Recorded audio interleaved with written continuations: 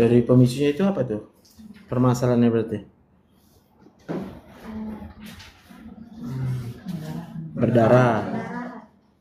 berdarah dari pervaginam, tapi terjadi setelah apa? Setelah selesai melahirkan ya. Jadi yang perlu kalian pikirkan, kenapa berdarah? Jadi kalau dari sini sumber darahnya dari mana itu? Dari mana? Dari uterus yang pertama. Kenapa uterus bisa berdarah? Karena ada darah. Ya. Kalau nggak ada darahnya sana ya. Berarti kenapa berdarah dia? Berarti pembuluh darahnya kan ada. Apa pembuluh darah yang ke uterus? Arteri apa? Arteri yang memperdarahi uterus apa? Uterina. Ya kan? Lalu setelah melahirkan, ketika hamil, pembuluh darah bagaimana rupanya di uterus itu? Hah? Banyak nggak? Banyak lah kan pembuluh darah kan? Supaya apa banyak pembuluh darah di uterus kita? Karena dia memperdarahi kan? Lalu di more info apa itu? Plasenta dilahirkan dengan lengkap ya kan? Berarti bukan dari plasenta kan? Plasentanya bagus. Tapi uterusnya apa?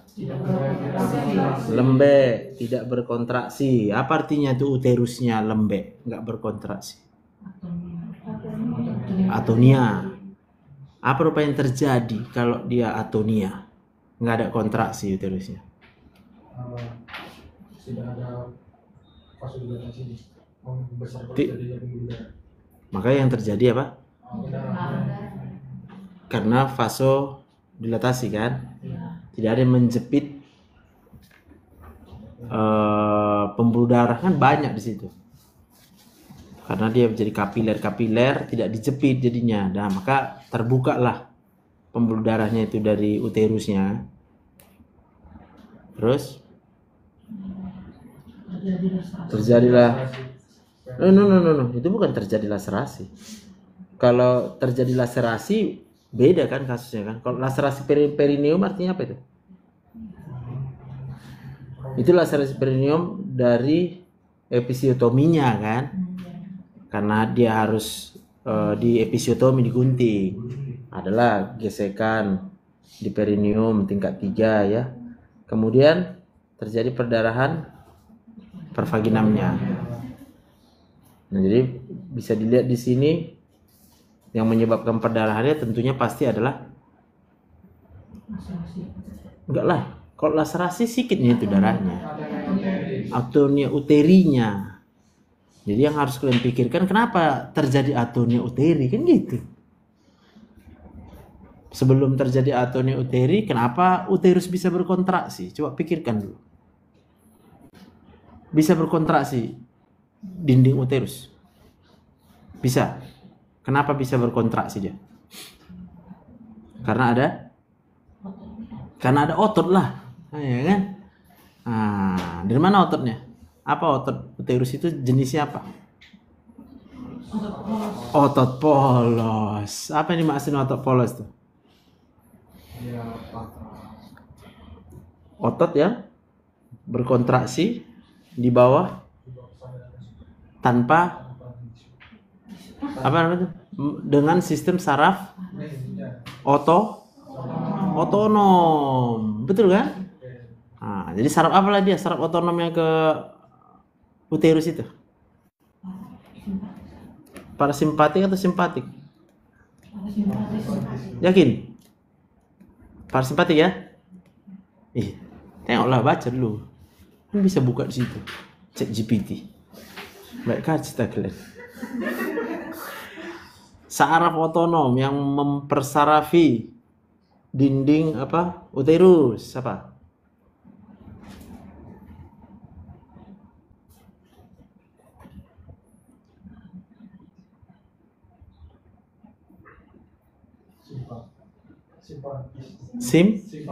Simpatik, ya kan? Dua, betul. Jadi dia di bawah pengaruh dua. Coba suruh dia jelaskan bagaimana cara pengendalian kontraksi pada uterus.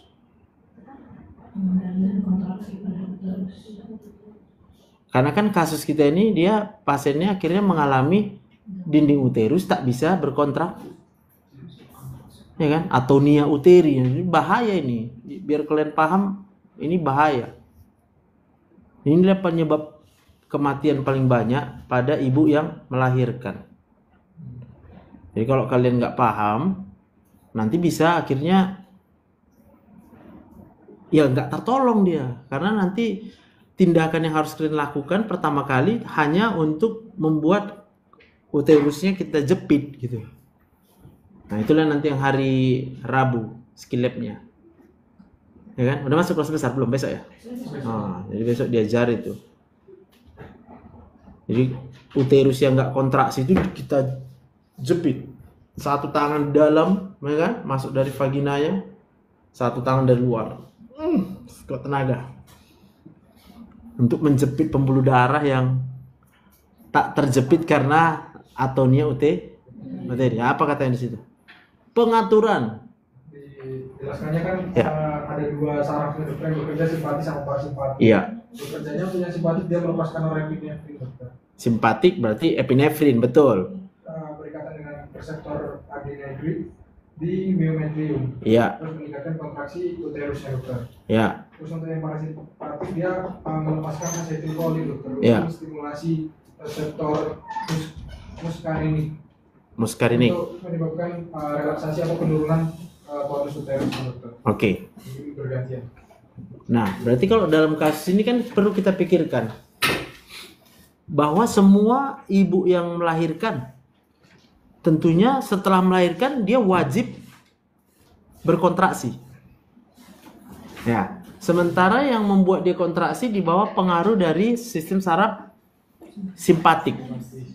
Maka nggak mungkin simpatiknya nggak teraktivasi dalam keadaan dia baru melahirkan, ya kan? Pasti dia udah menegangkan itu, ya kan? Dia akan merasa harus selamat gitu. Dia berusaha menyelamatkan dirinya. Apa yang membuat ya yang harusnya kontraksi tapi nggak kontraksi jadinya ototnya?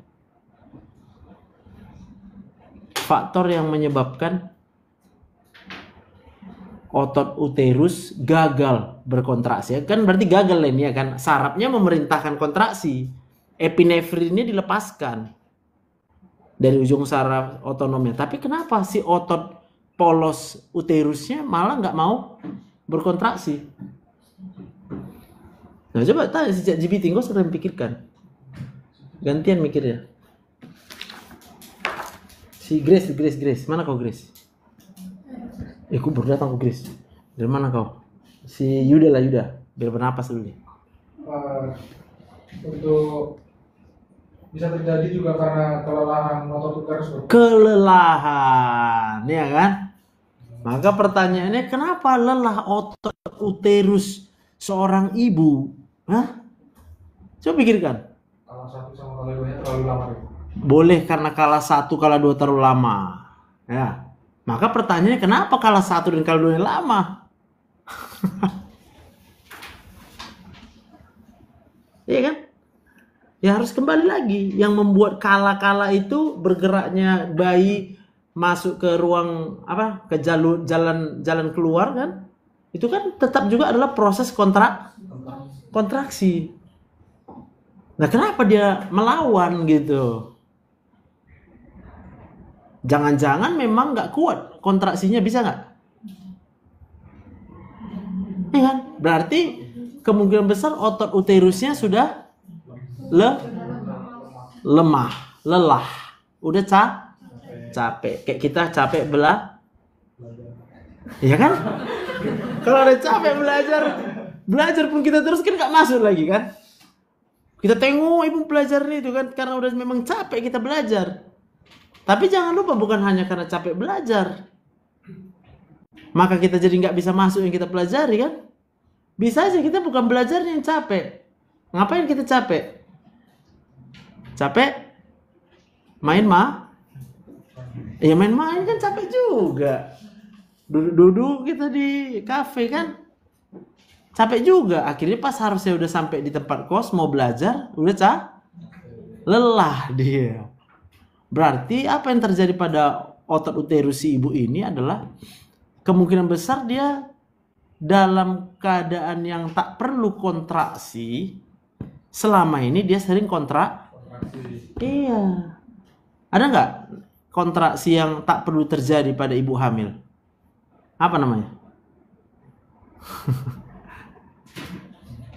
Hamil dia ya, tapi sering sakit perut dia. Kenapa sakit perut dia? Sama kayak kalian lah, yang perempuan lah. Premenstrual syndrome ya. Sering nggak? Misalnya lagi mau haid sakit kan? Tahu yang sakit itu apa? Uterusnya. Kenapa uterusmu sakit? Karena baru tadi kau ingat lagi. Apa sih saraf yang membuat kontraksi pada uterus? Sistem saraf simpatik. Maka kau harus tahu apa yang dimaksud dengan sistem saraf simpatik. Sistem saraf yang teraktivasi pada saat kau merasa terancam. Terancam masa depan, terancam kurang kasih sayang, terancam kurang duit, terancam nggak lulus ujian, ini kan terancam kan? Maka kau akan mengalami nyeri pada waktu haid. Betul. Kalau ada yang nanya kenapa pada waktu haid aja Pak nyerinya? Ya karena pada waktu haid perubahan hormonalmu akan membuat uterusmu akan lebih tebal. Ya kan? Kan lebih tebal kan? Jadi perubahan hormonnya itu FSH, LH, estrogen, progesteron itu akan berkembang kan? Tebal. Karena udah tebal dia ya banyak lah mau dikontraksinya. Kau stres pula ya kan? Maka kau harus tahu. Siap. Apa itu? Oh, enggak. Ini Salah grup lah kakak. 15. Aku enggak tahu di ruang. Nanti tahun 2027. Aduh. Ya. Jadi udah tahu kalian kenapa stres? Ya terancam, betul terancam. Arti terancam itu apa? Keinginan tak sesuai dengan kenyataan. Jadi mana tahu kalian ada di ruangan ini yang sering PMS, maka tanpa kau sadari PMSmu itu adalah kontraksi uterus. Ya. Jadi kalau kau nanti hamil, udah capek uterus kau, berarti kau masuk risiko bisa atonia uteri kau nanti. Makanya ibu-ibu yang hamil disarankan ANC, ya kan, antenatal care kan, supaya dokter obgynnya nanti bisa memperhatikan kondisi psikologismu. Jadi ini kejadian perdarahan postpartum ini banyak pada hidup yang sulit, kehidupan yang sulit. Sulit itu bisa sulit ekonomi, sulit itu bisa kecewa sama suaminya ya kan. Pikirnya kalau udah menikah ya dia, ternyata kenyataannya sebaliknya ya. Maka termasuk juga nanti kalau kita baca atonia uteri juga resikonya kalau dia anaknya banyak. Di situ udah logika kan, anak banyak pun dia udah berulang kali tuh ototnya dipakai untuk kontraksi udah pasti lemah dia. Nah pertanyaannya kenapa dia mesti anak banyak ya kan? Makanya disuruh KB. Gitu. Tapi kayak mana dia mau KB katanya kan? Nggak ada uang dia untuk berkontrasepsi ya kan? Taunya cuma buat anak. Iya ya, bisa ya. Jadi kalau kita baca lagi terus ke bawah, apa lagi katanya itu? Perdarahannya hebat ya. Karena banyak kali nih, ini 2 pembuluh darah besar tadi ke uterusnya kan, arteri uterina. Pada pemeriksaan apa katanya? Didapatkan tensi udah turun, ya kan? 90/60. Biasanya kalau udah gini, ibunya itu udah mulai nggak sadar dia, ya kan? Tahu kok kenapa nggak sadar dia? Octavia mana sih Octavia? Kenapa kalau tensi turun otak jadi nggak sadar dia? Bisa saja dia karena hipovolemik dokter. Hipovolemik sehingga Jadi kan darah itu dok membawa oksigen ke otak. iya. Jadi tidak mencukupi untuk oksigenasinya dokter. Ya. Jadi Pasti penurunan kesadaran dia. Ya. Jadi seringkali nggak kesakitan lagi dia, ya kan? Jadi meninggal dalam damai dia. Iya, diawali dengan ngantuk dia. Ya kan, fly dia. Karena oksigen yang ke otaknya udah turun. Turunnya cukup cepat. Pusat kesadarannya langsung meminta tidur dia. Lalu akralnya dingin ya lah ya kan? Cepat dan halus nadinya kan? Kenapa nadinya cepat dan halus, Intan?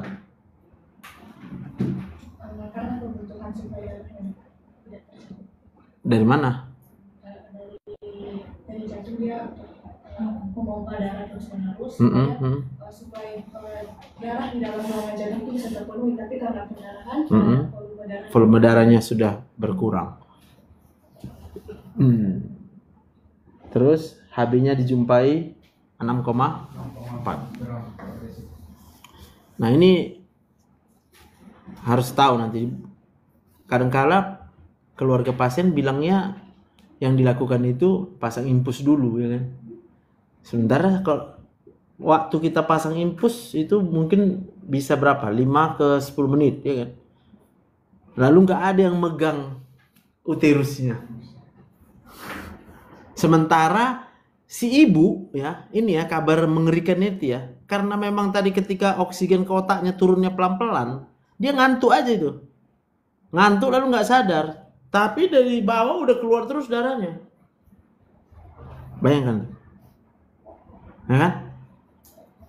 Pas sudah tahu dia udah tertidur, baru heboh. Keluarganya atau siapa, ini kok nggak sadar lagi. Tengok ke bawah, udah darah semua. Yang disuruh kita apa? Pasang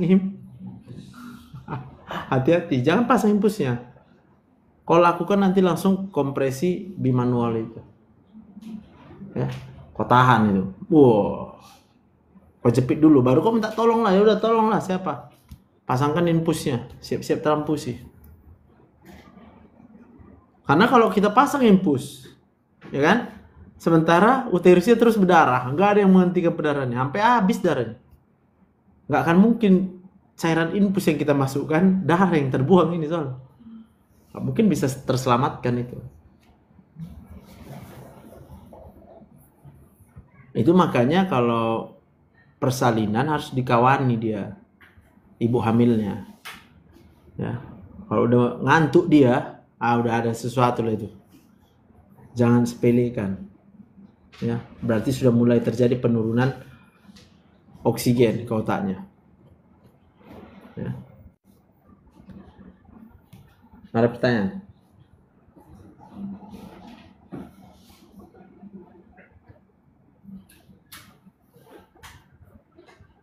Jadi faktor risikonya tadi ya kan banyak anak ya kan? Tapi nggak banyak anak pun bisa terjadi atau ini ya. Kalau banyak hutang. Atunya juga itu. Ya. Jadi makanya orang yang hamil lalu dia nggak periksa ke dokter karena alasan nggak punya uang. Oke. Nah, itu dia resiko itu. Bisa atunya. Atau misalnya ibu hamil tapi sering mengeluh sakit selama hamil. Pernah nggak kalian ketemu itu? Ibu hamil sering kali mengeluh sakit. Mulai dari ngidam. Tahu ngidam? Tahu kok kenapa ngidam? Teresia. Pernah kau lihat ibu hamil ngidam? Menurutmu, kenapa ibu hamil ngidam? Kalau nggak tahu buka ChatGPT kau. Kau pikir-pikir kamu nggak tahu nanti. Hiperemesis, ya kan? Hiperemesis gravidarum. Karena hormon beta HCG meningkat. Kenapa meningkat beta HCG-nya? Kau buka ChatGPT, makanya. Nah, kalau kita Terus saat hamil karena kadar hormon estrogen dan kolesterolnya meningkat drastis ini mempengaruhi pusat nafsu makan dan fungsi mata otak. ya, kenapa meningkat drastis dia tahu dia.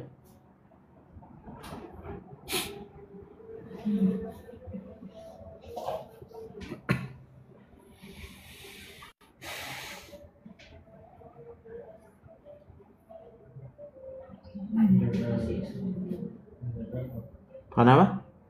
Di sini untuk HCG berfungsi stimulasi korpus luteum pada kuning Si beta HCG, betul. untuk menjaga janinnya tadi gitu, di endometrium tetap tebal. Berarti kenapa harus dijaga janinnya ya kan? Berarti dalam keadaan terancam janinnya ya kan? Terjadi sinyal ancaman di situ. Menghambat kontraksi uterus yang bisa menyebabkan keguguran. Sampai bahkan bisa buat kontraksi uterus kegugur. Maka balik lagi tadi, kontraksi uterus itu tadi pengaruh faktor saraf apa? Simpatik. Kenapa saraf simpatik teraktivasi? Karena BTT. Tahu kan yang BTT? Butuh tati tayang.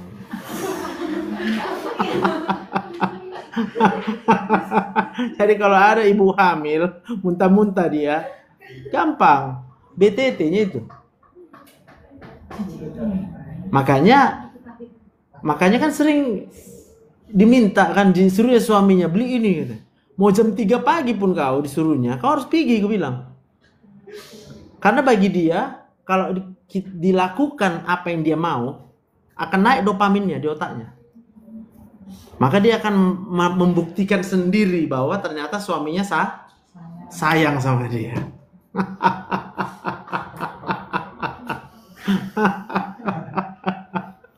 Jadi kalian dokter nanti harus tahu gitu. Mau ke dokter umum kayak, mau ke dokter obgyn kayak nanti, terserahlah. Kau harus tahu, semua penyakit itu adalah terjadi ketika aktivasi sistem saraf otonom yang berlebihan dari yang simpatiknya. Stres dia. Ya. Karena kalau dia sistem saraf parasimpatik itu kerjanya adalah untuk rest and digest, ya. Kalau dia simpatik kan fight or flight, lawan atau melarikan diri dari kenyataan. Contoh misalnya, kau punya suami nanti, tapi kau kecewa dengan suamimu. Maka kalau ditanya, kau mau apa? Pasti jawabannya adalah yang pertama, mau suaminya berubah. Setiap keinginan, kemauan, kalau tidak disertai dengan kenyataan seperti yang dia inginkan, maka dia akan stres. Terjadi aktivasi simpatik di situ. Maka kalau ditanya, gimana biar sembuh? Ya kau terimalah suamimu apa adanya. Gue bilang, kan kau yang mau menikah. Mau kayak mana bersuamimu? Kau terima aja dulu, gue bilang. Kalau nggak kau terima dia padanya, sama aja kau akan mengaktifkan sistem saraf simpatik, debar-debar terus jantungnya, ya kan? Paru-parunya vasokonstriksi, oksigen nggak bisa masuk. Ya kalau itu masuk darahmu tapi sedikit oksigennya, masuklah dia ke janin kan? Maka si janin kan punya reseptor sensor oksigen juga di badannya. Dia akan mengirimkan sinyal stresnya akan dia kirim. Maka beta HCG-nya naik. Ya, gitulah. Jadi kalau kalian harus paham, semua penyakit itu dari stres pikiran. Oke? Kalau pun ada nanti pasien kalian nggak mau nerima, nggak apa-apa, ya udah, cukup kalian bilang aja. Lalu kasihlah obat. Tapi bilang tidak ada obat bisa menyembuhkan stres pikiran. Selama dia masih stres pikirannya, selama itulah dia akan perlu obat. Kalau dibilangnya aku nggak ada stres, kata ya udah nggak apa-apa, minum aja obatnya sampai sembuh, bilang. Semoga cepat Kau pun tahu nggak mungkin menyembuh. Mungkin obat menyembuhkan. Coba tanya dulu kau, Gabriel. Mungkinkah obat bisa menyembuhkan penyakit? Kau bebas jawab. Mau kau bilang mungkin, tapi kasih alasan. Mau kau bilang nggak mungkin, kau kasih alasan. Kayak mana caranya obat bisa menyembuhkan?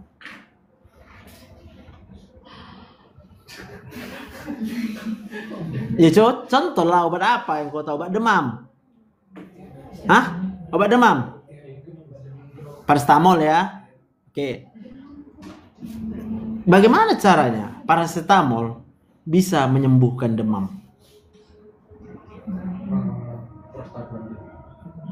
Ya. Kenapa prostaglandinnya naik rupanya? Prostaglandin naik karena apa? Kamu bilang karena apa? Karena infeksi. Berarti apa, bakteri? Jadi apa hubungan paracetamol dengan bakteri? Obat demamnya tadi aku bilang. Iya kan? Lalu berapa lama rupanya efek daripada obat demam? Yang kita tahu paling 6 jam. Berarti selama prostaglandinnya masih tinggi, naik lagi demamnya nanti. Tadi kita bilang kenapa? Berarti karena terjadi peningkatan bakteri. Kita kasih antibiotik. Maka pertanyaan, kenapa naik bakteri? Dari mana sumber bakteri yang kalian tahu? Makanan? Hah? Ya makanan lah. Ya kan? Karena yang paling kotor itu di badan kita itu adalah usus, pencernaan. Lalu kenapa kalau makanan, kawan kita makan yang sama, dia kok sehat? Kok cuma kita yang sakit demam? Imunnya rendah. Ya kenapa turun imunnya? Kau imun, ya kan? Hah? Maka kau harus ingat lagi nanti pelajarannya. Digestive system. Digestive sudah kan? Siapa yang mengendalikan peristaltik? Mengendalikan, kontrol. Saraf apa? Parasimpatik, rest and digest. Berarti kalau parasimpatik seseorang itu rendah, maka pergerakan makanan di dalam ususnya menjadi karena lambat akan terjadi peningkatan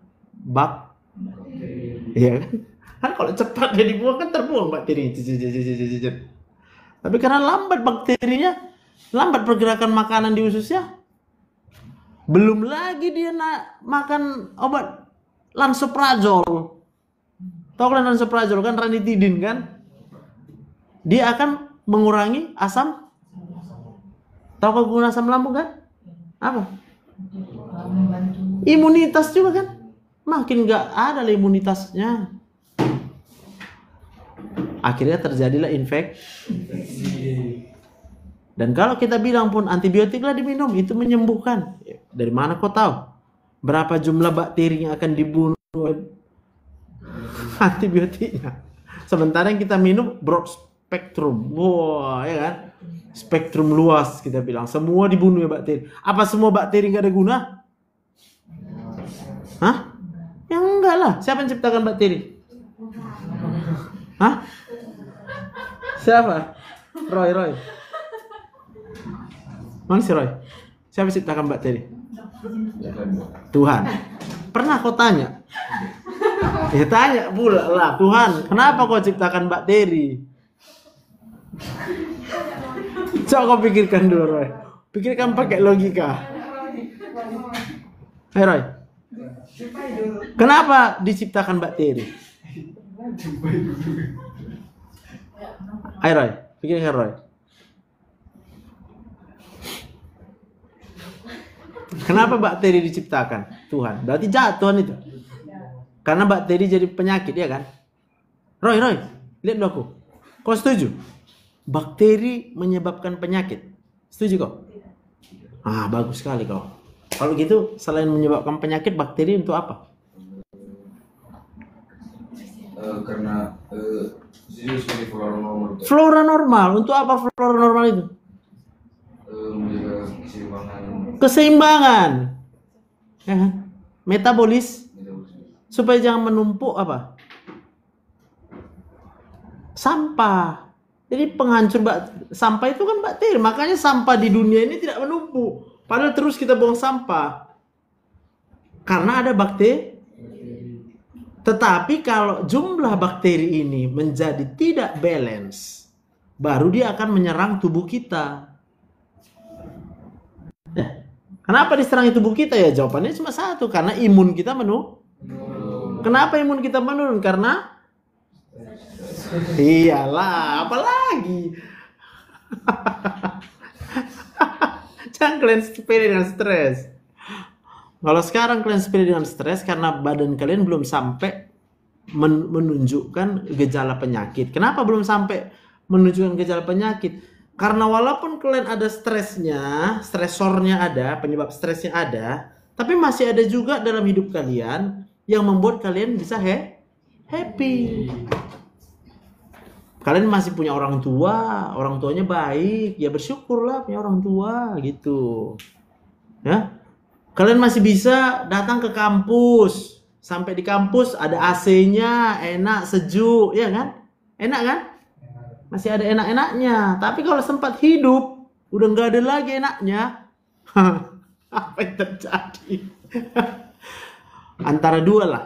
Kalaupun dia bilang nggak stres lagi dengan keadaan, ya karena berarti udah mulai gila dia. Ya hanya orang gila yang nggak memikirkan lagi apapun kan? Tapi kalau dia masih berusaha memikirkan, barulah terjadi aktivasi simpatik yang berlebihan, ya kan? Naiklah asam lambung. Tadi kalau dalam kasus kita ini apa? Mulai yang perempuan mengalami premenstrual syndrome, ya kan? Nyeri haid dia, gitu. Jadi kalau ada kalian yang nyeri haid, ingatlah, berarti ada stres yang tidak bisa kalian tangani, ya, atau terlalu banyak jumlah hal yang buat stres dibandingkan yang buat kalian happy. Tapi aku cuma mau bilang, jangan berharap happy dari orang lain. Karena semua orang pasti. Kenapa mengecewakan setiap orang?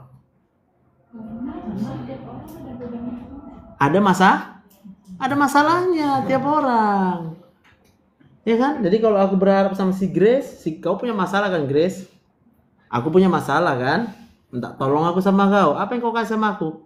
Kau punya apa tadi? Berarti yang kau kasih sama aku? Iya.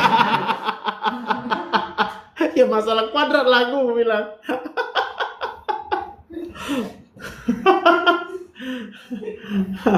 Tapi jangan pula kita bilang, udahlah aku gak percaya lagi sama siapapun, ya kan? Lalu kita cuma percaya sama diri kita sendiri. Karena gak mau percaya sama siapapun. Loh, kau bisa buat apa? Ada bisa kita buat? Jadi kalau kau udah gak percaya sama siapapun, ya kan? Si Hepin, mana si Hepin? Sama siapa kau berharap? Gitulah. Dan kalau kau berharap sama Tuhan aja, kabarnya sih ya, Tuhan memberkati kita. Nah, karena lagi nggak kita ingat pun Tuhan. Menurut kalian Tuhan ingat sama kalian atau enggak? Nah, itu. Masih bernapas kita, ya kan? Tidak bisa kita buat napas. Oke? Apalagi katanya partus yang lama. Jadi sama itu, partus yang lama kenapa? Itu tadi ya, udah lemah. Ya. Kontraksi ototnya sudah lemah. Nggak mungkin karena simpatiknya yang lemah. Simpatik mana bisa lemah? Saraf simpatik akan terus itu memberikan sinyal. Tapi efektornya si ototnya nggak kuat lagi. Ya, kalau kalian pernah lari atau jalan kan otot di kakinya kan kerja terus tuh. Kalau disuruh pun kita, ya iya kita bilang, iya lari pun aku. Tapi kita bilang kita mau lari, kita kirim sinyal ke otot, tapi ototnya udah nggak bisa lagi respon. Paling kita bilang, iya larinya aku ini, kita bilang. Dalam pikirannya.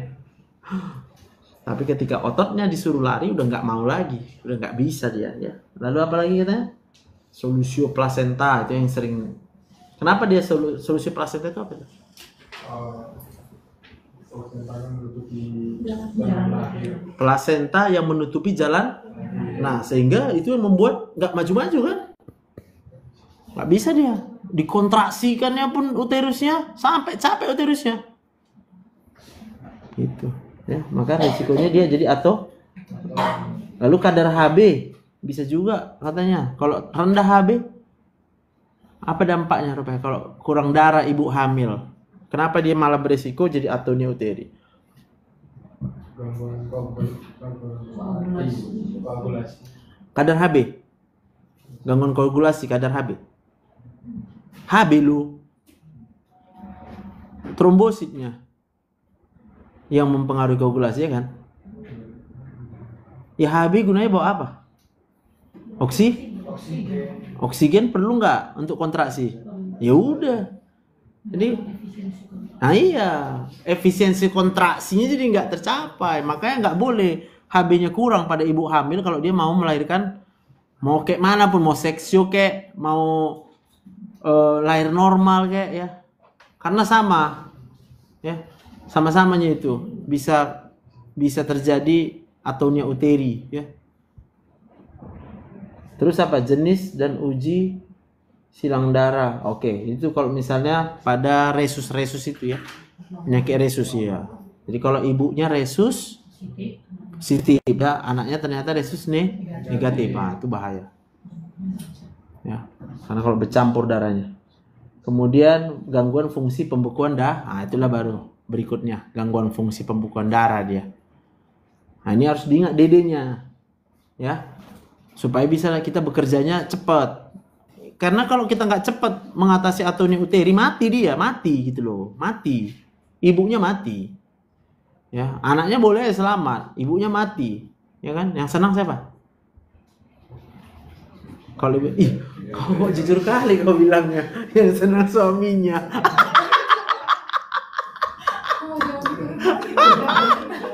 Aduh, ya. Jadi kalau ada suaminya senang istrinya mati, itulah orang paling bodoh. Ya. Jadi kalau kalian ya, mana tahu, siapa tahu ya, meninggal lah. Ada, ini untuk yang perempuan nih, perempuan. Mungkin kau belum menikah. Lalu kau dipertemukan sama seorang duda. Ya, kalau duda itu cerai hidup, kan kita bilang janganlah, nggak boleh. Dosa, karena masih bercerai hidup, karena Kristen kita. Tapi kalau dia duda, istrinya mati. Istrinya mati ya, masih muda. Istrinya mati. Kau mau menikah sama dia? Pikirkan, kau dokter. Kau harus bisa berpikir, kenapa mati istrinya? Ya coba. Kenapa mati istrinya? Katakanlah istrinya mati karena inilah atonia uteri. Berarti kalau kau nanti jadi istrinya, jangan mau kau. Artinya lebih bagus kau nggak usah bersuami, dah, daripada kau punya suami seumur hidup tapi stres. Gitulah. Itu baru namanya kau pinter.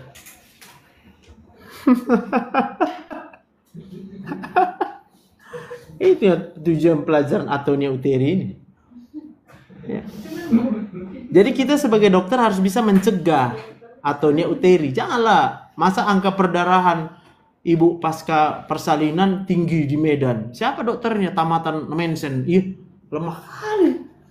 Berarti dokter tamatan Mensen nggak bisa mencegah atonia uteri. Bilang lemah lah.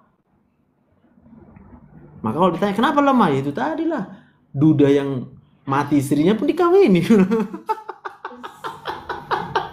Biar dia jadi duda. Nggak urusan kalian itu. Ada nanti yang bilang itu kan, kasihanlah dia. Udahlah kau kan nggak ada suamimu, kau aja kan sama dia. Kau lama dia bilang. Kalau menurut pengalamanku sebagai dokter belajar aku di Nomensen dulu bilang, penyakit itu karena stres. Udah, titik. Nggak dia yang stres, mamanya yang stres. Nggak mamanya yang stres, bapaknya yang stres. Gitu, jadi harus pintar kalian. Ya. Cocok. Mana lagi? Ada pertanyaan? Udah jam berapa nih? Udah mau 1 jam ya kan? 1 jam pulang nih kita. Lama-lama. Kesimpulannya kan cuma beberapa tadi. Jangan stres gitu.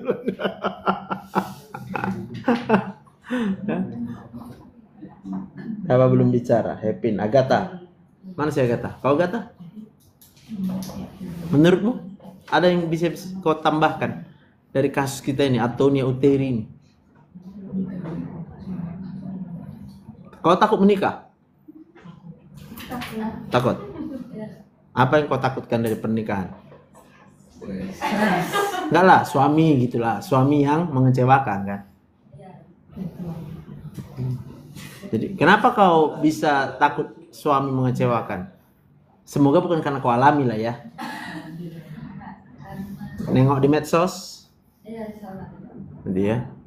Ya. Kalau udah nikah itu kan kayak harus bergantung gitu. Bergantung sama siapa? Sama Tuhan Yesus kau bergantung biar gak kecewa. Jadi kau tahu sumber stresmu. Kita pasti stres kalau bergantung sama manusia.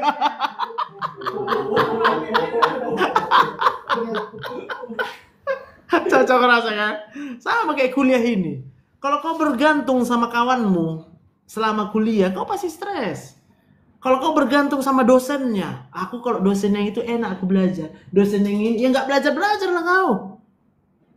Kalau kau bergantung sama dosenmu nanti untuk menentukan nilai ujianmu, maka ada jadi istilah dosen killer. Ya kau jadi nggak lulus jadinya. Kau bergantung sama diri sendiri, kau sadar kau nggak bisa buat apa-apa. Gitu ya. Jadi kau nggak usah takut menikah.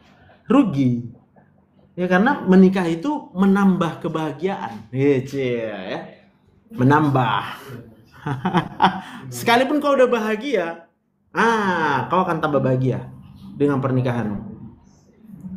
Yang penting kau tahu kenapa kau takut, berarti karena kau bergantung sama suami gitu ya. Kalau kau udah bergantung sama Tuhan, udahlah kehendak Tuhan aku menikah pak, mantap aku bilang, pasti bahagia pernikahanmu. Bertambah terus lagi. Tapi kan kata orang pak, menikah tambah stres ya karena dia bergantung sama kata orang. Kau bergantung sama? Jadi kata siapa kau dengar? Kata siapa yang kau dengar kalau kau bergantung sama Tuhan? Kata Tuhan lah. Kau udah tahu di mana kata Tuhan? Ya di Alkitab kau itulah. Itu kata Tuhan di situ ya. Jadi kalau kita stres karena nggak ada kata-kata Tuhan di otak kita gitu. Kalau kau baca itu Alkitab itu muncul itu jawabannya. Nggak perlu kau takut sama suami. Kenapa? Istri yang tunduk kepada suaminya yang jahat berubah jadi baik, tapi tunduk dulu.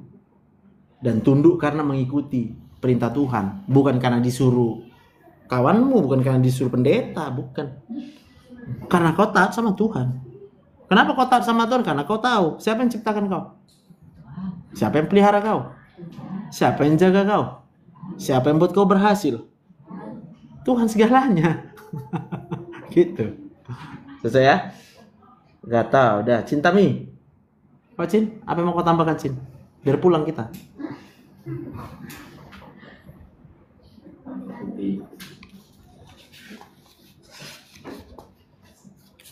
Cukup. Ada yang kau tengok di sekitarmu? Ada pernah kau dengar kasus berdarah dia? Enggak ada ya? Jadi menurutmu pernikahan itu aman-aman aja?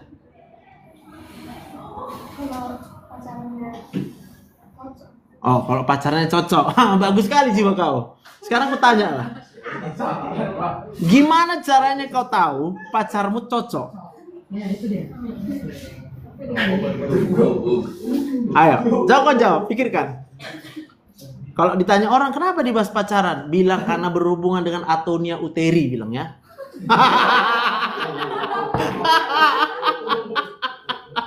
Ya, coba pikirkan. Dari mana lah kau tahu? Menurutmu yang cocok kayak mana? Kau udah punya pacar? Oke, berarti kau udah punya ekspektasi kan? Kayak mana yang cocok? Ya udah kalau gitu tutup dalam doa gitu. Oke, kalau itu adalah jawaban terbaik, ya, nggak ada jawaban lain dari situ. Tapi kalau kau misalnya nggak tahu apa kehendak Tuhan, misalnya lah datanglah sama kau laki-laki 3, yang mana kau pilih? 3 nih, di depan kau ada cowok 3 nih, yang mana kau pilih misalnya? Dari mana kau tahu itu kehendak Tuhan atau enggak? Karena gue telanjang. Hah? Ini nih. Kalau ditanya dia beriman atau enggak, Bisa aja bohong semua ini, 3 ini. Kau percaya Tuhan? Percayalah dek, katanya. Padahal supaya kau pikir dia udah dibilang orang ini 3 percaya. Mana yang kau pilih? 3 percaya Tuhan. Mana sih semua kau pun jadi poliandri. Yang mana kau pilih? Ayo. Ini ngeri nih, memilih dari yang kayaknya baik semua. Kayaknya baik.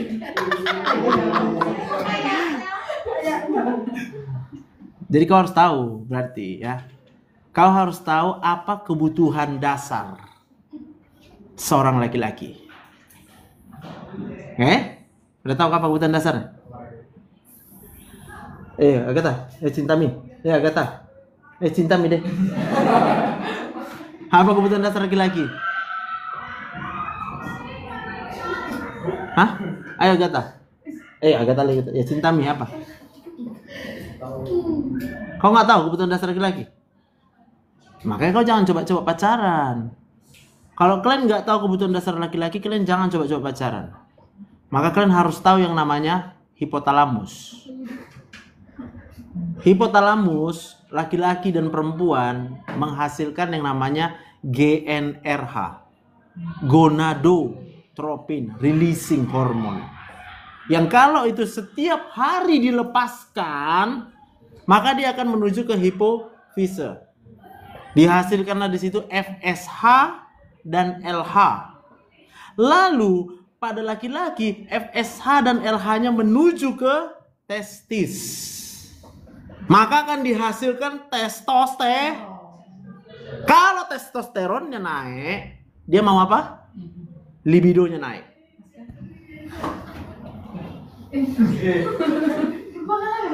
Dah. tadi aku bilang Lepas. Ada. Jadi kalau kau tengok laki-laki, kau harus tengok manusia yang sedang libido. Kalau dia bermanis-manis sama kau, itu karena dia sedang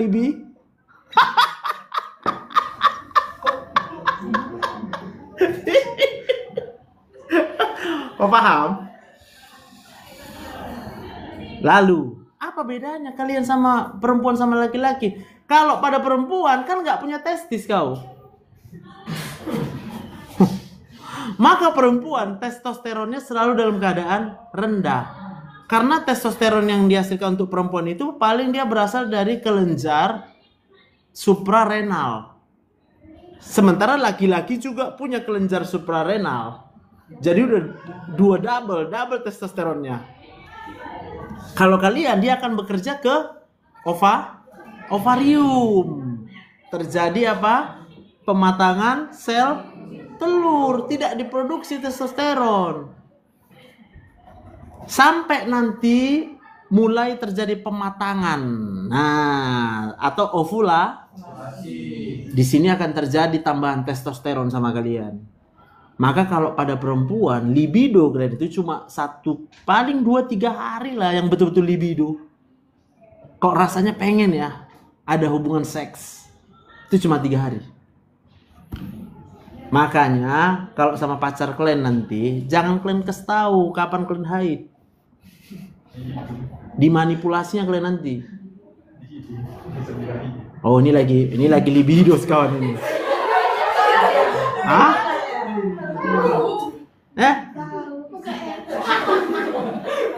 Sementara kebutuhan dasar daripada semua manusia adalah kasih sayang. Nanti dikasih sedikit sama kalian kasih sayang, melayang kalian. Sayang kaulah segala-galanya untukku. Langsung kalian pikir laki-laki itu adalah yang terbaik untukku. Astaga. Kuserahkan diriku kepadamu. Kau bilang nanti. Udah, paham Coachin? Jadi cara mengujinya, langsung kau suruh orang ini 3. Bang, kapan abang ajak aku nginap di hotel? Kita 2 aja bang. Kalau langsung dibilang oke deh, udah pesan lah bang dulu. Kau suruh dia pesan, booking terus bang bilang. Tanggal berapa bang? Sebutkan. Dikasihnya sama kau tanggal sekian ini deh. Langsung kau putuskan. Berarti mau dia dari kau hanya itu aja. Jadi kalau dia bilang percaya Tuhan, gak ada cerita itu gue bilang. Selama laki-laki itu tidak respect sama kalian, kalau kalian diperlakukan seperti itu sebelum menikah, sama aja kalian membuat diri kalian itu tidak direspek. Kenapa? Laki-laki setelah dia berhubungan seks, itu testosteronnya kan udah habis tuh.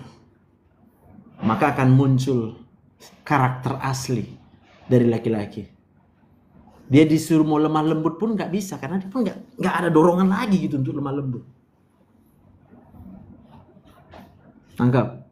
Maka jangan pernah mau hubungan seks sebelum nikah. Kalian pasti akan menderita. Kalaupun udah sempat, bertobatlah. Kalau laki-laki nggak perlu bertobat, nggak ada bekasnya. Kalau kalian nggak perlu bertobat, tetap aja kalian kayak gitu, nggak apa-apa. Yang perlu ku ajari hanya perempuan ini. Supaya nggak sampai dapat predator. Gitu ya. Jadi makanya kenapa dulu waktu pacaran baik kita bilang, kenapa setelah menikah kok jadi tukang mukul, tukang marah, ngamuk-ngamuk, paham kan? Karena setelah dia dapat libidonya itu, selesai sudah. Hanya itu yang dia mau. Selanjutnya dia kembali kepada karakternya sendiri. Maka kalau ditanya, apa hubungannya sama tutorial hari ini Pak? Atonia Uteri bilang. Berhubungan dengan tingkat stres. Jadi kalian harus tahu itu. Ya. Janganlah pula kalian nanti dokter objin kalian pula kena Atonia Uteri. Ya kan miris sekali tuh. Jadi kalian akan ketika ANC ditanya juga, lihat psikologinya. Pasien kita itu psikologi itu bukan hanya bidang orang psikologi itu. Dokter itu harus punya pengetahuan psikologi yang mendalam. Kenapa? Karena psikologi itu berhubungan dengan sistem saraf otonom ini. Nggak bisa. Kita nggak bisa menyembuhkan pasien pakai obat. Kau hanya bisa menyembuhkan pasien kalau pasienmu sadar. Menyadarkan pasiennya sekarang. Sadar nggak pasien itu bahwa semua penyakit karena stres. Jadi stres ditutupi kayak manapun mana bisa. Aktivasinya tetap berlangsung terus itu di dalam otaknya. Oke? Terakhir si Grace. Ada pertanyaan kau Grace? Nggak ada, cukup jelas. Kenapa kau nggak bertanya? Karena udah jelas. Yakin kau kan udah jelas. Hai Grace, tanya Grace. Kalau enggak nanti aku yang nanya. Kalau aku nanya payah kali jawabnya. Udah aku yang nanya. Hah? Grace, aku yang nanya. Oke, siap. Maka pertanyaanku gampang. Kenapa lah kau sedih? Gampang kan? Coba pikirkan. Aku bertanya kepadamu, kenapa kau bersedih?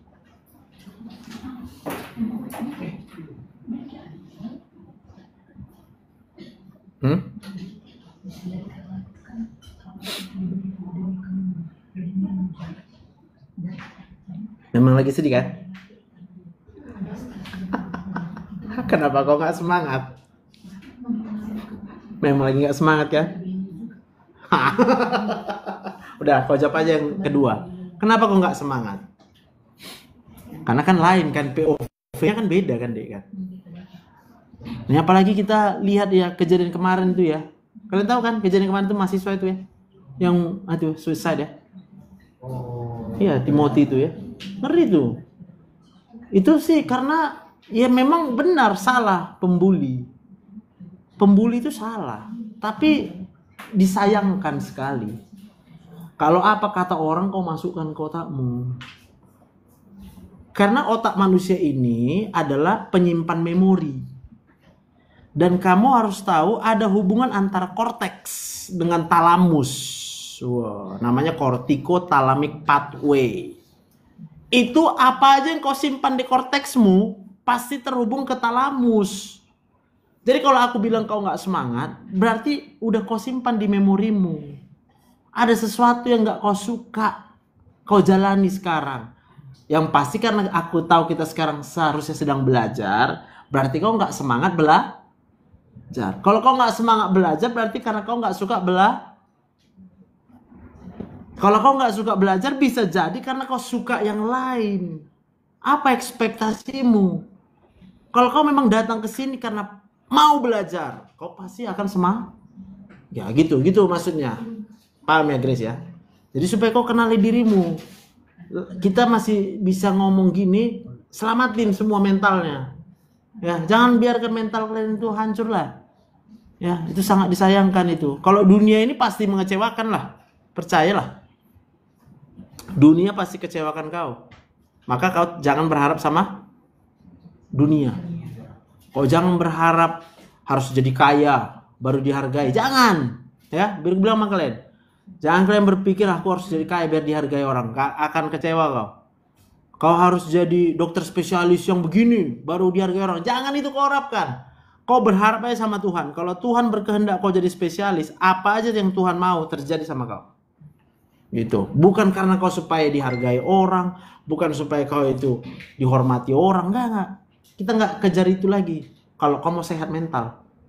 Tapi kalau orang yang mentalnya sakit karena dia kejar itu semua, validasi, pengen dianggap orang, padahal dia lupa dia itu udah hebat.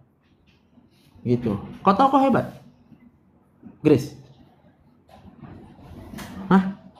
Kau tahu kau hebat enggak? Nggak tahu? Oke. Kau Yuda? Kau tahu kau hebat Yuda? Hah? Tahu nggak? Nggak tahu. Kau Octavia? Tahu. Kenapa kau tahu kau hebat? Karena sampai sekarang bisa bertahan. Kenapa kau bisa bertahan? Mengharapkan diri sendiri dan percaya sama Tuhan. Diri sendiri bisa ngarap apa kau? Di situ kejatuhan menanti. Kau nggak bisa mengharap sama dirimu. Iyalah. Karena orang yang kalau berharap sama diri sendiri sebenarnya karena tolol, gue bilang. Tolol nggak? Tolol lah. Biar aja kalian sakit hati kalian, gue bilang gitu. Tapi harusnya kalian tahu, iya, siapa yang ciptakan kita? Sebelum kita mikir, nggak bisa mikir kita udah Tuhan yang ciptakan kita, nggak bisa ciptakan manusia. Berarti kalau orang berharap sama diri sendiri karena tolol. Tapi berharap sama orang lain jauh lebih tolol. Kita tololin gitu ya. Ya kan? Gitu. Jadi kamu hebat karena kamu tahu sama siapa berharap. Udah, gak usah sedih kalian. Semangat aja kalian belajar. Ya.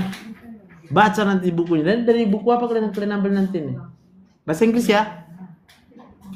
Textbook ada textbooknya?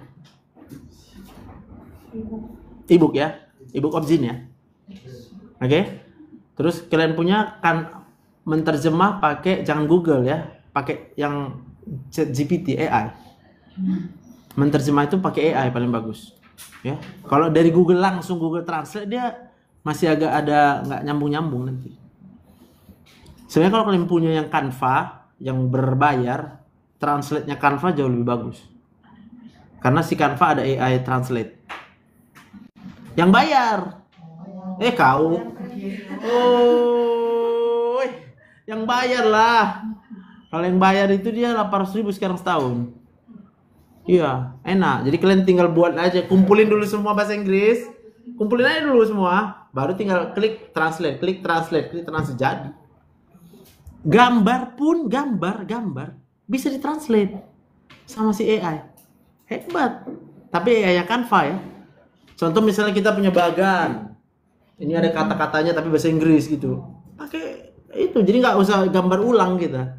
Nggak kita gambar ulang dia bagannya itu. Keren lah. Ya. Tetean kalian. Patungan bayar. Ya. Kalau patungan satu kelas kan bisa beres ya. Satu kelas berapa kelasnya? 100. 77. Bayar 10.000 ya satu orang. Punya Canva khusus tamu kalian 2022. 23 kan? 22 kan? Iyalah. Setahun pakai di situ semua. Siapa mau buat translate masuk ke akun itu kan, ditranslate kan. Beres. Oke, cukup dulu ya. Ada pertanyaan? Ya ada? Cukup? Berarti kita jumpa nanti hari Kamis untuk yang ini ya, tutorial 2 ya.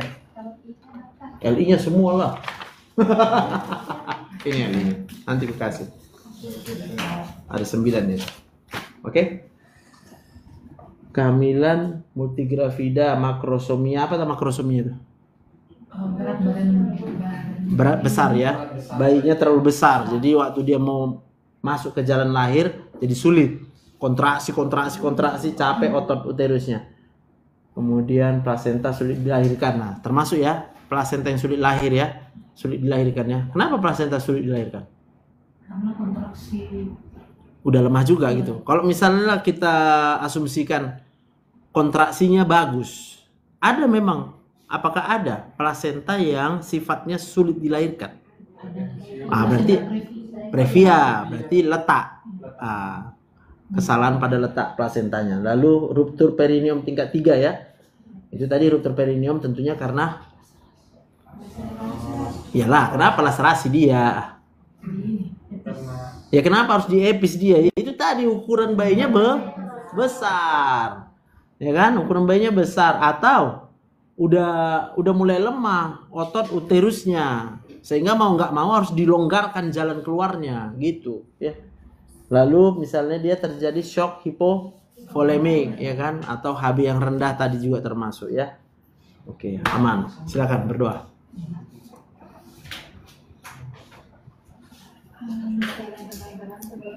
Untuk tutorial pertama kita pada sore hari ini, doa yang dipimpin oleh Okta. Baik dokter dan teman-teman, mari kita bersatu dalam doa. Saya akan membawa dalam agama Kristen yang lainnya, saudara. Barang kita ke dalam kerajaan surga, segala puji syukur kami datang ke dalam Bapa pada sore hari ini, karena Engkau menyembuhkan kami hingga tutorial pertama yang kami ini telah selesai.